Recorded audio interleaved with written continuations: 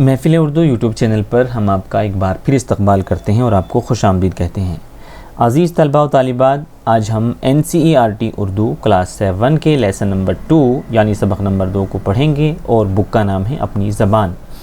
आपका सबक का नाम है एतबार और बुक का नाम है अपनी ज़बान। उम्मीद करते हैं कि आपने पहले सबक को मुकम्मल कर लिया होगा और उसका होमवर्क वगैरह सब चीज़ें आपने नोट कर ली होंगी। और आज हम दूसरा सबक पढ़ेंगे। इसमें भी आप अपना पेन और कॉपी अपने साथ लेकर के बैठिए ताकि आपका जो सबक में मेन चीज़ें आती हैं उनको आप नोट कर सकें और होमवर्क आपका अच्छे से हो सके। तो चलिए शुरू करते हैं। पहले हम इस सबक को पढ़ेंगे, आप भी मेरे साथ साथ पढ़िए ताकि आपका तलफ़्फ़ुज़ सही हो जाए।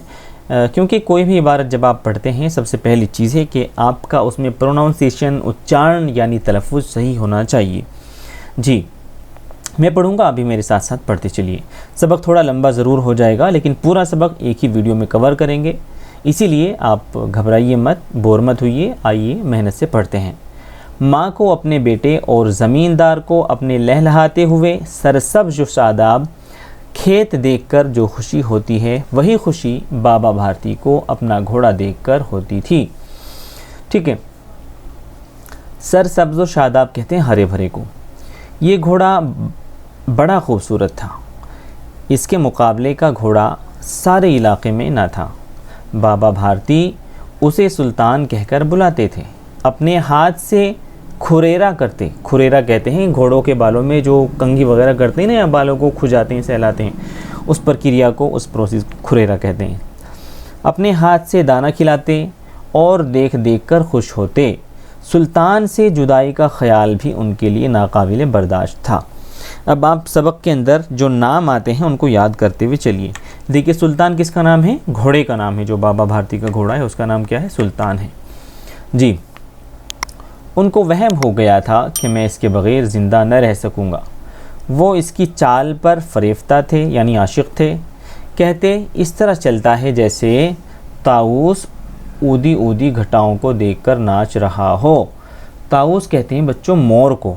आपने देखा होगा ना, जब बादल छा जाते हैं तो मोर के ऊपर एक अजीब सुरूर तारी हो जाता है और वो नाचने लगता है। गांव के लोग उसे इस मोहब्बत पर हैरान थे। बाज़ वक्त कनखियों से इशारे भी करते थे, मगर बाबा भारती को इसकी परवाह न थी। जब तक शाम को वो सुल्तान पर सवार होकर 8-10 मील का चक्कर ना लगाते उन्हें चैन न आता। कल्हन उस इलाके का मशहूर डाकू था। अब देखिए, सुल्तान किसका नाम था बच्चों? सुल्तान नाम था घोड़े का, याद रहेगा ना। और कल्हन नाम था किसका? डाकू का। ठीक है, और बाबा भारती किसका नाम था वो आप जान ही चुके हैं। लोग उसका नाम सुनकर थर्राते थे। होते होते सुल्तान की शोहरत उस जी देखिए, ये है वो घोड़ा जिसके बारे में बात हो रही ना। ये बाबा भारती हैं और ये उनका घोड़ा है जिसका नाम है क्या? सुल्तान। जी, अगले पेज पे आ जाइए। जी, उसके भी कानों तक पहुंची। किसकी खबर पहुंची? सुल्तान की। शौक़ ने दिल में चुटकी ली। एक दिन दोपहर के वक्त बाबा भारती के पास पहुंचा और नमस्कार करके खड़ा हो गया। बाबा भारती ने पूछा, कल्हन क्या हाल है? कल्हन ने सर झुकाकर जवाब दिया, आपकी मेहरबानी है। कहो इधर कैसे आ गए? किसने कहा? बाबा भारती ने। सुल्तान की शोहरत खींच लाई है। किसने जवाब दिया? कल्हन ने जवाब दिया। और कल्हन कौन? एक डाकू है। अजीब जानवर है, खुश हो जाओगे। मैंने बड़ी तारीफ़ सुनी है। उसकी चाल तुम्हारा दिल मोह लेगी। कहते हैं शक्ल भी बड़ी खूबसूरत है। क्या कहने, जो उसे एक दफ़ा देख लेता है उसके दिल पर इसकी सूरत नक्श हो जाती है। ये किसके बारे में बात हो रही है? घोड़े के बारे में बात हो रही पूरी की पूरी। जी, मुद्दत से तरस रहा था, आज हाजिर हुआ हूँ। कौन कह रहा है? कल्हन डाकू कह रहा है। बाबा और कल्हन दोनों अस्तबल में पहुँचे। बाबा ने बड़े गुरूर से घोड़ा दिखाया यानी घमंड से, तकब्बुर से। कल्हन ने हैरत से घोड़े को देखा। उसने हज़ारों घोड़े देखे थे लेकिन ऐसा बांका घोड़ा उसकी निगाह से आज तक नहीं गुजरा था। सोचने लगा किस्मत की बात है, ऐसा घोड़ा मेरे पास होना चाहिए था। इस फ़कीर को ऐसी चीज़ों से क्या निस्बत। इसकी चाल देखकर, यानी उसकी चाल देखकर कल्हन के सीने पर सांप लौट गया। वो डाकू था, उसके पास ताकत थी। उसने कहा, बाबा साहब, इस घोड़े को तो मेरे पास होना चाहिए था। ये कहकर वो चला गया। क्या कह के चला गया? कि इस घोड़े को तो मेरे पास होना चाहिए था। अब बाबा कल्हन समझ गए कि भाई डाकू क्या कह के गया है। जी, बाबा खौफ ज़दा हो गए। अब उन्हें रात को नींद ना आती थी। सारी रात अस्तबल की खबरगिरी में कटने लगी। हर वक्त कल्हन का ख़तरा लगा रहता था, मगर कई महीने गुजर गए और वो ना आया। यहाँ तक कि बाबा भारती किसी हद तक बेपरवाह हो गए। क्या हो गए? बेपरवाह हो गए। शाम का वक्त था। बाबा भारती सुल्तान की पीठ पर सवार होकर सैर को जा रहे थे। सैर कहते हैं घूमने, जो शाम के वक्त घूमने के लिए जाते हैं ना, सुबह के वक्त या शाम के वक्त। जी, जिसको हम मॉर्निंग वॉक या इवनिंग वॉक बोलते हैं। लेकिन सैर ऐसा नहीं कि पैदल ही करने के लिए जाते, पैदल भी जा सकते हैं, किसी सवारी पर भी जा सकते हैं। यकायक एक तरफ से आवाज़ आई, ओ बाबा, ज़रा एक मोहताज की बात सुनते जाओ। आवाज़ में रिक्कत थी, यानी दर्द था। बाबा ने घोड़ा रोक लिया। देखा तो एक अपाहज दरख्त के साए तले पड़ा करह रहा था। बाबा भारती का दिल पसीज गया। बोले, क्यों, तुम्हें क्या तकलीफ़ है? अपाहज ने हाथ बांधकर कहा, बाबा, मैं दुखी हूँ, मुझ पर मेहरबानी करो। रामावाला यहाँ से 3 मील के फासले पर है, मुझे वहाँ जाना है। घोड़े पर चढ़ा लो, परमात्मा तुम्हारा भला करेगा। कौन था? और ये कल्हन था। अब देखिए घोड़ा कैसे छीन के ले जाएगा। वह तुम्हारा कौन है? बाबा ने पूछा। दुर्गादत्त हकीम का नाम आपने सुना होगा, मैं उनका सौतेला भाई हूँ। ठीक है जी। तो ये क्या था? देखिए यहाँ एक गरीब पड़ा है ना, ये, और ये बाबा खड़े हैं, ये इनका घोड़ा है जिसका नाम है सुल्तान। चलिए कहानी को मुकम्मल करते हैं, फिर उसके बाद होमवर्क करेंगे। बाबा भारती ने घोड़े से उतरकर अपाहिज को घोड़े पर सवार किया और ख़ुद उसकी लगाम पकड़कर आहिस्ता आहिस्ता चलने लगे। अचानक उन्हें एक झटका सा महसूस हुआ और लगाम हाथ से छूट गई। जब उन्होंने देखा कि एक अपाहज घोड़े की पीठ पर तनकर बैठा उसे दौड़ाए लिए जा रहा है, तो उनकी हैरत का ठिकाना नहीं रहा। उनके मुंह से चीख निकल गई। ये अपाहज कल्हन डाकू था। कौन था? ये कल्हन डाकू। बाबा भारती कुछ देर खामोश रहे, उसके बाद पूरी कुव्वत से चिल्ला कर कहा, ज़रा ठहरो। कल्हन ने ये आवाज़ सुनकर घोड़ा रोक लिया और उसकी गर्दन पर प्यार से हाथ फेरते हुए बोला, बाबा साहब, ये घोड़ा अब ना दूंगा, यानी ये घोड़ा तो अब मैं आपको नहीं दूंगा। बाबा भारती ने करीब आकर कहा, ये घोड़ा तुम्हें मुबारक, मैं तुम्हें इसकी वापसी के लिए नहीं कहता, मगर कल्हन तुमसे सिर्फ एक दरख्वास्त करता हूँ, इसे रद्द ना करना, वरना मेरे दिल को सख्त सदमा पहुँचेगा। बाबा हुक्म दीजिए, कल्हन ने कहा। मैं आपका ग़ुलाम हूँ, सिर्फ ये घोड़ा ना दूंगा, यानी कि और तो आपकी सारी बातें मान लूँगा, लेकिन ये घोड़ा आपको नहीं दूंगा। अब घोड़े का नाम ना लो, मैं तुम्हें उसके बारे में कुछ ना कहूँगा। मेरी दरख्वास्त सिर्फ ये है कि इस वाक़ई का ज़िक्र ना होने पाए, यानी इस वाक़ई का ज़िक्र किसी और के सामने मत करना। बाबा ने कहा। किससे? कल्हन से। कल्हन का मुँह हैरत से खुला रह गया। उसे ख़याल था कि बाबा भारती उसकी चोरी की इत्तला पुलिस में देकर मुझे गिरफ़्तार करा देंगे। वो सोच रहा था कि मुझे इस घोड़े को लेकर रूपोश हो जाना चाहिए। उसने बाबा भारती के चेहरे पर अपनी आंखें गाड़ी और पूछा, बाबा साहब, इसमें आपको क्या ख़तरा है? बाबा भारती ने जवाब दिया, लोगों को अगर इस वाक़ये का इल्म हो गया तो वो किसी गरीब पर एतबार ना करेंगे। ठीक है, क्या नहीं करेंगे? किसी गरीब पर एतबार नहीं करेंगे। यानी कि अगर लोगों को ये पता चल गया कि एक डाकू ने एक बीमार के भिखारी के भेष में आकर किसी से मदद मांगी और उससे मदद मिल जाने के बाद उसको धोखा दे दिया, तो लोग क्या करेंगे? लोग फिर किसी ऐसे आदमी पर भरोसा नहीं करेंगे और किसी की मदद नहीं करेंगे, किसी पर एतबार नहीं करेंगे। जी, और ये कहते कहते उन्होंने सुल्तान की तरफ से इस तरह मुंह मोड़ लिया जैसे उनका इससे कोई वास्ता न था। बाबा भारती तो चले गए, मगर उनका फ़िक्रा कल्हन के कानों में अब तक गूंज रहा था। फ़िक्रा कहते हैं उनके अल्फाज, उनका जुमला, उनका वाक्य। सोचता था बाबा भारती का ख्याल कितना ऊंचा है। अगरचे बाबा साहब को इस घोड़े से इश्क था, मगर आज उनके चेहरे पर ज़रा भी मलाल न था। उन्हें सिर्फ ये ख्याल सता रहा था कि कहीं लोग गरीबों पर एतबार करना ना छोड़ दें। उन्होंने अपने ज़ाती नुकसान को इंसानियत के नुकसान पर कुर्बान कर दिया। ऐसा आदमी आदमी नहीं, फ़रिश्ता है। रात की तारीकी में कल्हन बाबा भारती के घर पहुंचा। चारों तरफ सन्नाटा था, आसमान पर तारे टिमटिमा रहे थे। कल्हन सुल्तान की लगाम पकड़कर आहिस्ता आहिस्ता अस्तबल के दरवाज़े पर पहुंचा। दरवाज़ा खुला था। कभी वहां बाबा भारती लाठी लेकर पहरा देते थे। कल्हन ने आगे बढ़कर सुल्तान को उसकी जगह पर बांध दिया और बाहर निकलकर दरवाज़ा एहतियात से बंद कर दिया। उस वक्त उसकी आंखों में खुशी के आंसू थे। खुशी के आंसू इसलिए थे क्योंकि उसने एक तरह का नेक काम किया था और जिसकी अमानत थी उसको लौटा दी थी। जी आगे पढ़ते हैं। सुबह होते ही बाबा भारती ने अपने कमरे से निकलकर सर्द पानी से गुस्ल किया। उसके बाद उनके पाँव अस्तबल की तरफ इस तरह बढ़े जैसे कोई ख्वाब में चल रहा हो, मगर दरवाजे पर पहुंचते ही वो चौंक पड़े।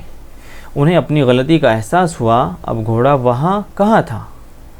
घोड़े ने अपने मालिक के कदमों की चाप को पहचान लिया और ज़ोर से ही हिलाया। बाबा भारती दौड़ते हुए अस्तबल के अंदर चले गए और अपने घोड़े के गले से लिपटकर इस तरह रोने लगे जैसे बिछड़ा हुआ बाप मुद्दत के बाद बेटे से मिलकर रोता है। बार बार उसकी गर्दन पर हाथ फेरते और कहते थे, अब कोई गरीबों की मदद करने से इनकार ना करेगा। और ये सबक लिया गया है सुदर्शन की तहरीर से। किससे? सुदर्शन। तो बच्चों ये था आज का आपका सबक। उम्मीद करते हैं कि आपने ये पढ़ा होगा। अब जल्दी से आइए और हम होमवर्क की तरफ ध्यान दे लेते हैं। सबसे पहले आता है मानी, अल्फाज व मानी। अल्फाज व मानी यानी वर्ड मीनिंग। ठीक है, क्या होता है? Word meaning. जी, खुरेरा किसको कहते हैं? घोड़े के जिस्म की सफाई के लिए एक तरह का ब्रुश होता है। फरेफ्ता कहते हैं आशिक को और ताउस कहते हैं मोर को। ठीक है जी, आप बोर तो नहीं हो रहे ना? आइए जल्दी जल्दी बस आज इसको मुकम्मल कर लेते हैं, फिर आप 2-3 दिन में जब भी हो इसको मुकम्मल करके दिखाइएगा। कनखियों से देखना, नज़रें बचाकर देखना। दिल मोह लेना एक मुहावरा है, दिल लुभाना इसका माना है। सूरत नक्श हो जाना, सूरत का दिल में बैठ जाना। अस्तबल कहते हैं घोड़े बांधने की जगह और बांका कहते हैं अलबेला सजीला। निस्बत कहते हैं ताल्लुक़ को। ऊदी कहते हैं गहरे बैंगनी रंग की। सीने पर सांप लौटना एक मुहावरा है जिसका माना है हसद करना, किसी की बड़ाई बर्दाश्त ना करना। खबरगिरी कहते हैं खबर रखना, देखभाल करना। मोहताज कहते हैं ज़रूरतमंद, हाजतमंद। दिल पसीजना क्या एक मुहावरा है जिसके माना है दिल नरम होना, तरस खाना। अपाहज कहते हैं जिस्मानी तौर पर माजूर। मुंह खुला रह जाना एक मुहावरा है, हैरान रह जाना, ताज्जुब में पड़ जाना इसके माना है। रूपोश होना कहते हैं गायब होने को। मलाल कहते हैं अफसोस और रंज को। चाप कहते हैं कदमों की आहट को। चाप, ठीक है जी, ये जाब नहीं, ये चाप है, कदमों की आहट। आवाज़ में रिक़त, रोने किसी आवाज़, रूहान सी आवाज़, दर्द भरी आवाज़। ठीक है, तो ये सब इसी माना में आते हैं जी। आगे चलिए, सोचिए और बताइए। क्या करना है आपको? सोचने और बताने का काम है जी। बाबा भारती अपना घोड़ा देखकर क्यों खुश होते थे? इसलिए खुश होते थे क्योंकि उनके पास एक ऐसा घोड़ा था जिसका मुकाबला पूरे क्षेत्र में कोई घोड़ा नहीं कर सकता था। सबसे बेहतरीन घोड़ा उनके पास था। बाबा भारती घोड़े की चाल कैसी थी? चाल कैसी थी घोड़े की? ऊपर आपने पढ़ लिया है, सबक में देखिए आपको पता लग जाएगा। कल्हन कौन था और बाबा उससे खौफज़दा क्यों रहते थे? कल्हन एक डाकू था और बाबा खौफज़दा इसलिए रहते थे ताकि वो उनका घोड़ा चुरा कर ना ले जाए। बाबा भारती का घोड़ा देखकर कल्हन के सीने पर सांप क्यों लौट गया? इसलिए लौट गया क्योंकि कल्हन को ये एहसास हुआ कि ये घोड़ा इनके पास क्यों है, इसको तो मेरे पास होना चाहिए था। अपाहज बनकर बाबा भारती से किसने मदद मांगी? कल्हन ने मांगी। बाबा भारती ने कल्हन से क्या दरख्वास्त की? बाबा भारती ने कल्हन से कहा कि जिस तरह तुमने मुझसे मदद मांगी और मैंने तुम्हारी मदद की, उसके बाद तुमने मेरा घोड़ा मुझसे छीन लिया, तो किसी और के सामने इस बात का जिक्र मत करना, वरना लोग गरीबों की मदद नहीं करेंगे। बाबा भारती ने कल्हन से क्यों कहा कि इस वाक़े का जिक्र किसी से नहीं करना? इसीलिए मना किया क्योंकि अगर लोगों को पता चलेगा कि गरीब के भेष में भी डाकू होते हैं तो फिर किसी गरीब की कोई मदद नहीं करेगा। जी, कल्हन ने बाबा भारती के बारे में क्या सोचकर घोड़ा उनके अस्तबल में बांध दिया? ये सोचकर कि ये आदमी तो बहुत बड़े विचारों वाले हैं और इनके साथ धोखा नहीं करना चाहिए। अपने घोड़े को वापस पाकर बाबा भारती ने क्या कहा? जी बताइए। उन्होंने कहा कि अब कोई किसी गरीब की मदद करने से मना नहीं करेगा क्योंकि लोगों को इस बात का पता नहीं चल पाएगा। जी आगे चलते हैं। सही जुमलों पर सही और गलत पर गलत का निशान लगाइए। ये बड़ा आसान है, ठीक है। कल्हन अपने इलाके का एक शरीफ इंसान था? जी नहीं, गलत है। क्यों? क्योंकि वो एक डाकू था। जो भी बाबा के घोड़े को एक बार देख लेता उसके दिल पर उसकी सूरत नक्श हो जाती। बिल्कुल सही है। बाबा भारती का घोड़ा इस तरह चलता था जैसे ताऊस ओधी ओधी घटाओं को देखकर नाच रहा हो। जी बिल्कुल सही। एक अपाहज दरख्त के साए तले पड़ा आराम कर रहा था। जी, आराम नहीं कर रहा था, दर्द से करा रहा था। ठीक है, चलिए। लोगों को अगर इस वाक़े का इल्म हो गया तो गरीब पर एतबार करने लगेंगे। नहीं, ये भी गलत है। बाबा भारती को हर वक्त कल्हन का ख़तरा लगा रहता था। जी बिल्कुल। घोड़े ने अपने मालिक के कदमों की छाप को नहीं पहचाना। ये गलत है क्योंकि उसने छाप को, आवाज़ को पहचान लिया था। ठीक है। नीचे लिखे हुए लफ्ज़ों को अपने जुमलों में इस्तेमाल कीजिए। ये आपको क्या करना है, नीचे लिखे जो वर्ड हैं इनको अपने किसमें, वाक्यों में प्रयोग करना है शब्दों को। लहलहाना, लहलहाना, फरेफ्ता होना, खौफ, मेहरबानी, किस्मत। ठीक है, एक दो को मैं करके दिखा देता हूँ, बाकी आप अपने आप कर लेंगे। ठीक है, आप लिखेंगे कि हामिद की किस्मत अच्छी थी, हामिद की किस्मत अच्छी थी कि उसका दाखिला एक बहुत अच्छे स्कूल में हो गया। ठीक है, हम सब पर अल्लाह की मेहरबानी है कि हमें खाने पीने की सारी चीज़ें दस्तयाब हैं। आप इसको ऐसे कर सकते हैं। खौफ कह सकते हैं कि हमारे गांव में एक बहुत ख़तरनाक कुत्ता है जिसका खौफ सभी के दिल में बैठ गया है। ठीक है, तो इस तरह से आप सभी को वाक्यों में प्रयोग कर लेंगे। ये बड़ा आसान है। आगे चलते हैं। अमली काम। अब देखिए प्रैक्टिकली काम आपके पास आ गया है कि आपको क्या करना है। अमली काम। खौफज़दा, खबरगिरी, बेपरवाह और रूपोश मुरक्कब अल्फाज हैं।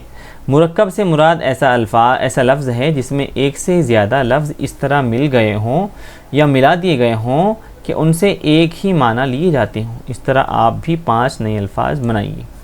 कैसे? खौफज़दा। ठीक है, आप क्या बना सकते हैं? खबरगिरी, जिस तरह खौफज़दा है ना जी। उम्मीदवार आप लिख सकते हैं, उम्मीदवार। उम्मीदवार के क्या मान है? जो जिसको उम्मीद हो।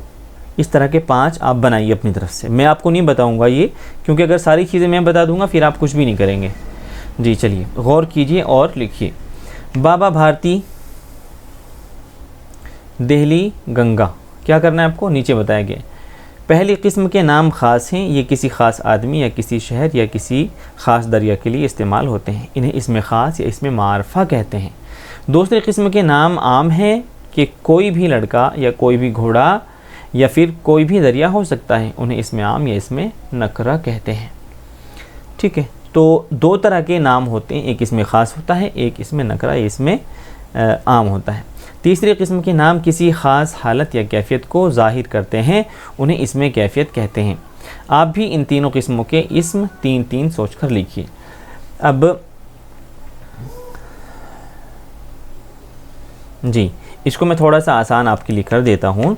देखिए, जब हम किसी का नाउन पढ़ते हैं ना, अगर आपने इंग्लिश में पढ़ा होगा टेंसेस में नाउन प्रोनाउन वगैरह पढ़ा है आपने। नाउन तो एक होता है स्पेशल नाउन। ठीक है, स्पेशल नाउन को कहते हैं इसमें ख़ास। ठीक है, या इसमें मारफा। जैसे आप समझिए किसी का नाम अहमद है। ठीक, तो अहमद एक पर्टिकुलर बच्चे का नाम होता है। और अगर हमने बोला कि लड़का, तो लड़का किसी का नाम नहीं होता, बल्कि जितने भी लड़के होते हैं वो सारे के सारे लड़के के नाम से ही जाने जाएंगे। तो अगर हम आवाज़ में क्लास में किसी को आवाज़ देंगे कि अहमद इधर आओ, तो जिसका नाम अहमद होगा वही लड़का आएगा। अगर हम क्लास में कहेंगे कि लड़कों इधर आओ, तो सारे लड़के आ जाएंगे। क्यों? क्योंकि अहमद किसी एक लड़के का नाम है और लड़के क्लास में सभी हैं। तो जो किसी एक पर्टिकुलर बच्चे का, एक पर्टिकुलर इंसान का या किसी जगह का ख़ास नाम हो जिससे उसकी पहचान होती हो, उसको इसमें मारफा कहते हैं। और जो कॉमन नाम हो उसको क्या कहते हैं इसमें? जी, नकरा या इसमें आम। जैसे बाबा भारती नाम था ना, तो इसलिए बाबा भारती उसका अपना नाम है, अपने नाम की पहचान है। दिल्ली भी एक पर्टिकुलर जगह का नाम है और गंगा भी एक पर्टिकुलर किसका नाम है बताइए? नदी का नाम है। तो जैसे लड़का है तो लड़के में तो सभी आ जाएंगे ना, सभी लड़के हैं। घोड़े में सारे घोड़े आ जाएंगे, दरिया में जितने भी दरिया होते हैं सारे आ जाएंगे। तो ऊपर वाले क्या है? इसमें मारफा हैं, इसमें ख़ास हैं, और जो सेकंड रो है बीच वाली उसमें इसमें कौन है बताइए? इसमें नकरा, इसमें आम। और जो नीचे वाली है ना वो है इसमें कैफियत। जैसे रोशनी, खुशी, गुस्सा। जो खुशी होती है वो एक कैफियत का नाम होता है ना, और गुस्सा भी एक कैफियत का नाम होता है, हालत का। जी चलिए खैर, ये हो गया किसी दिन क्लास में और अच्छी तरह से इसको हम समझाएंगे। गौर करने की बात, पंडित सुदर्शन उर्दू के मशहूर अफसाना निगार थे। उन्होंने कई दिलचस्प और सबक आमोज़ कहानियाँ लिखी हैं। ये कहानी बेसिकली किसकी है बच्चों? पंडित सुदर्शन की है। कल्हड़ डाकू बाबा भारती के घोड़े को धोखे से हासिल तो कर लेता है, लेकिन वह बाबा भारती के हुस्न अखलाक से मुतासिर होकर घोड़े को लौटा देता है। हमें ये गौर करना चाहिए कि अच्छे किरदार के असर से बुरे लोग भी मुतासिर हो जाते हैं और वो अच्छा अमल करने की कोशिश करने लगते हैं। जी ये क्या था? ये हमारा एक सबक था और ये सबक होता है मुकम्मल। अभी तक आपने अगर इस चैनल को सब्सक्राइब नहीं किया तो कर लीजिए और इस सबक को आप मुकम्मल कर लीजिए। ठीक है बच्चों, चलिए अगला जो आपका सबक होगा उसका नाम है फूल वालों की सैर। हम इसको जल्दी किसी दिन मुकम्मल कर लेंगे।